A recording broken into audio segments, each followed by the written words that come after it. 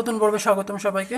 আমরা বিগত পর্বে দেখেছিলাম যে এনকোডারের বুলিয়ান ফাংশনটা ছিল সে সম্পর্কে। তোমরা এখানে দেখতে পাচ্ছ যে এক্স ওয়াই এবং জেডের যে বুলিয়ান ফাংশনগুলো এখানে ড্র করা রয়েছে।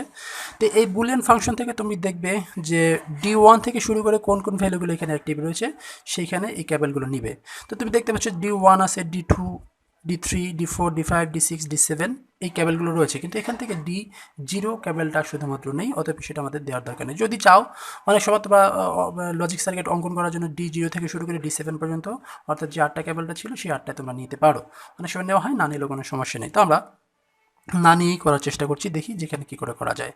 যে আমরা নিলাম D1 এর একটা ক্যাবেল নিলাম, D2 এর একটা ক্যাবেল নিলাম, D3 নিলাম, D3, D4, D5 আর D6 আর D7। তো প্রত্যেকটা আলাদা আলাদা কেবল। ধরো এখান থেকে একটা কেবল নিলাম, এখান থেকে একটা কেবল নিলাম, এই একটা কেবল নিলাম, এই একটা কেবল নিলাম, এখান থেকে একটা কেবল নিলাম, এখান থেকে একটা কেবল নিলাম এবং এখান থেকে একটা, যে 7টা কেবল আমাদের নেওয়ার কথা ছিল সেই 7টা কেবল আমরা নিলাম। তো সর্বপ্রথম আমরা যদি এক্সকে অঙ্কন করতে যাই, দেখতে পাচ্ছি যে D4, D5, D6, D7 এই সমস্ত কিছুকে অর করা হয়েছে। তাহলে আমরা সর্বপ্রথম D4-এ চলে যাব। আমরা D4-এ গেলাম। সার্কিট অঙ্কন করা তোমরা খুবই সহজ, তোমরা কিন্তু অবশ্যই জানো।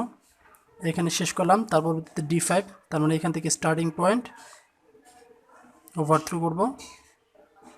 তার পরবর্তীতে D6, তার পরবর্তীতে D7 এই গেলাম। এখন এই সমস্ত কেবলগুলোকে আমাদের কি করা ছিল? অর করা ছিল। অতএব এখান থেকে আমরা কি করব? অর করব, সবগুলোকে মিলে আমাদের অর করলাম এবং এটা আমাদের হয়ে গেল কি?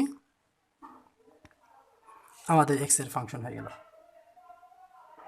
এক্স এর ফাংশন অনুযায়ী আমাদের লজিক সার্কিটটা অঙ্কন করা হয়ে গেল। তার পরবর্তীতে আমরা যদি ওয়াইকে অঙ্কন করতে যাই, তাহলে কি আছে? D2, D3, D6 এবং D7কে অর করার মাধ্যমে, অর্থাৎ এই কেবলগুলো থেকে লাইন টেনে নিয়ে আমাদের অর করা হয়েছে। তার মানে আমরা কী করবো এই পর্যায়ে? যে সর্বপ্রথম D2 এর কেবলটা নিব। তো আমরা D2 এর কেবল এখান থেকে স্টার্ট করলাম, চলে গেলাম,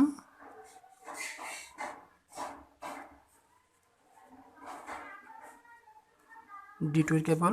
তার পরবর্তীতে রয়েছে D3, তার মানে এখান থেকে আমরা ধরতে পারি D3টাকে।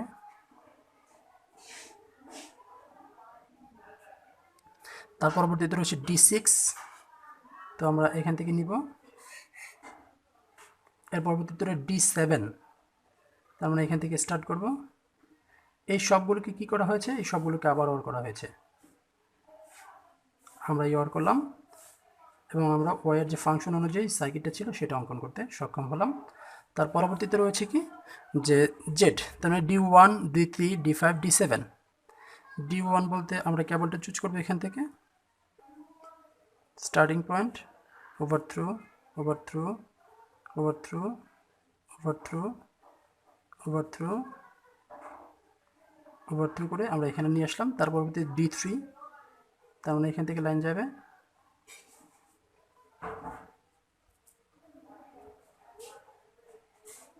গেল। তার পরবর্তীতে D5, তার মানে এখান থেকে লাইনটা আসবে,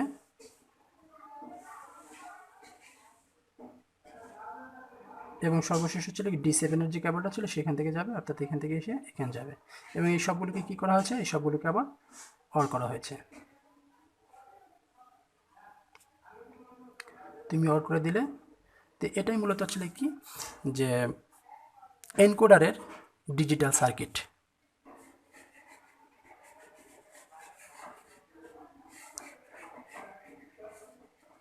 এনকোডারের লজিক্যাল ডিজিটাল যে সার্কিটটা ছিল সেটাই ছিল মূলত এটা, যে এক্স, ওয়াই, জেড এবং তিনটার যে ছিল গিয়ে বুলিয়ান ফাংশন ছিল সেই অনুযায়ী এনকোডারের ফাংশনটা হচ্ছে এটা।